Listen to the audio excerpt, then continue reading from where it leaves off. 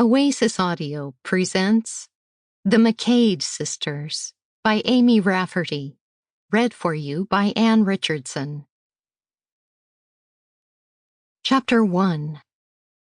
Fallon.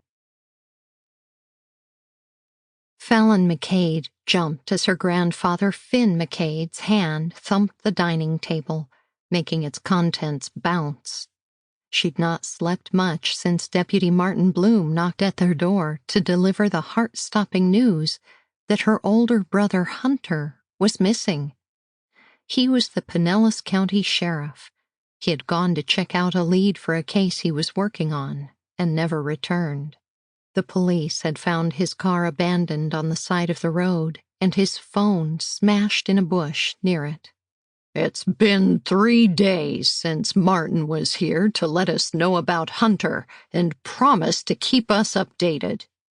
Finn McCaid's pale blue eyes flashed with concern.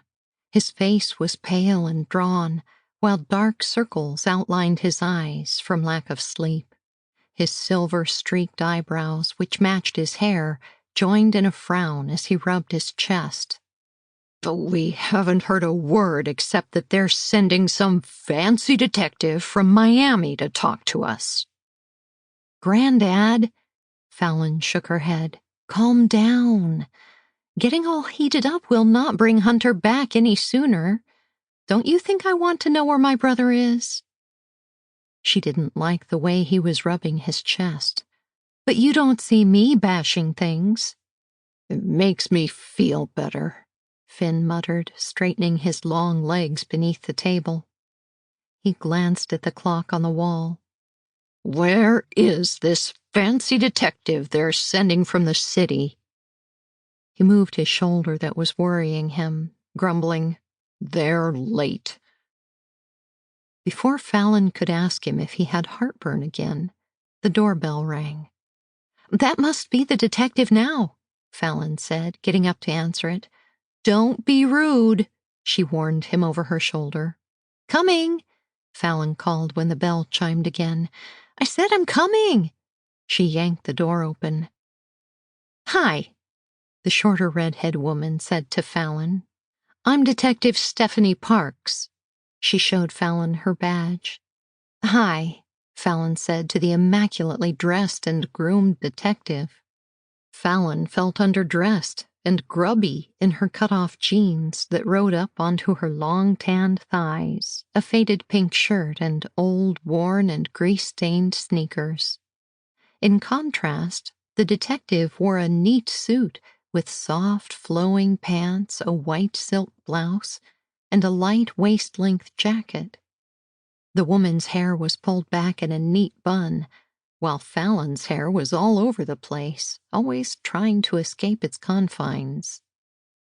Fallon stepped back to allow the detective to enter. "I'm Fallon McCaid, Hunter's sister."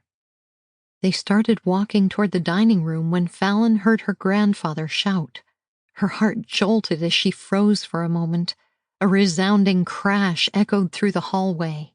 Shock waves zapped Fallon's nervous system, and a terrible feeling gripped her as she sprinted toward the dining room. "Granddad!" Fallon shouted, bursting into the room. Her breath caught in her throat when she found her grandfather writhing on the floor. Finn clutched his chest, and his lips turned blue as he gasped for air. "Granddad!" Fallon's panicked voice pierced the room as she dropped to the floor beside him. "This is Detective Stephanie Parks." Stephanie called in the emergency on her phone. "We need an ambulance at Black Oak Grove Manor immediately." Fallon moved quickly and rolled her grandfather onto his back to administer CPR. "Come on, you old coot." Fallon inhaled deeply, her voice filled with emotion as she fought to keep Finn alive. "Don't you dare die on me," she hissed through clenched teeth. "Do you hear me?" "The girls," Fallon said as the medics loaded her grandfather into the ambulance. "I have to go fetch the girls from sailing." Hunter's 16-year-old daughter, Blair, and Fallon's 15-year-old daughter, Paige, had gone to sailing lessons at Black Oak Grove Marine. Sample complete.